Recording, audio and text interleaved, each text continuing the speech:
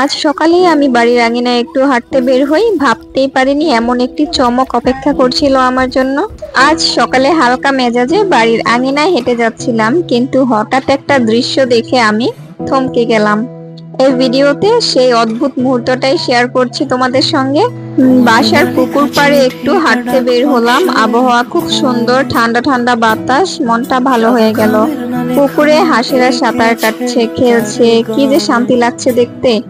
এমন পরিবেশে মন চায় আরো অনেকক্ষণ বসে থাকি।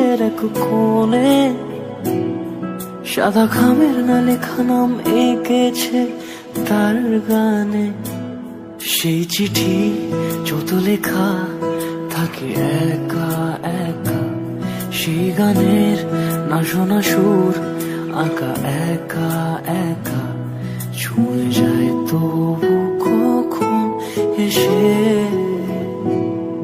যদি বলি সে সবই তোমারই, একা চিঠি একা একা।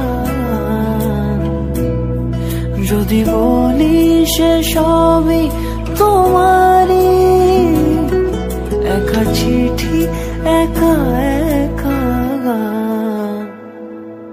সাইয়া সাইয়া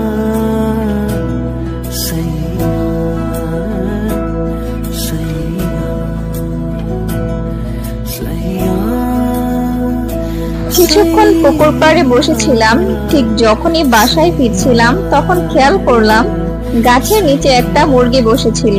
আমাকে দেখে ধীরে ধীরে উঠে সামনে আসতে শুরু করলো।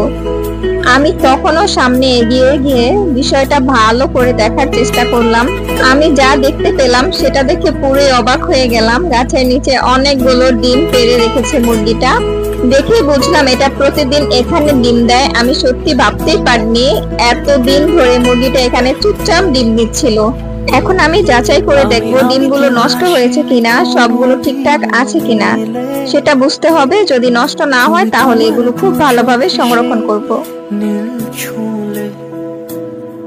আমি আমিতে ভাসিনি কোনো দিনও নীলে, তুমি তোমার ডিমগুলো ঠিক আছে কিনা সেটা পরীক্ষা করার জন্য আমি পানিতে ছেড়ে দেখলাম, কারণ নষ্ট ডিম হলে পানিতে ভেসে ওঠে। কিন্তু আশ্চর্যের বিষয়, সবগুলো ডিমই তলিয়ে গেছে, মানে ডিমগুলো একদম ঠিকঠাক আছে, নষ্ট হয়নি। এটা দেখে আমি অনেক খুশি। এই ছিল আজকের ছোট্ট একটা অভিজ্ঞতা, খুবই আনন্দ লেগেছে তোমাদের সঙ্গে শেয়ার করে। ভিডিওটা ভালো লাগলে একটা লাইক দিও, কমেন্ট করে জানাও কেমন লাগলো, আর চ্যানেলটি সাবস্ক্রাইব করে পাশে থেকো। আল্লাহ হাফেজ, দেখা হবে পরের ভিডিওতে ইনশাআল্লাহ।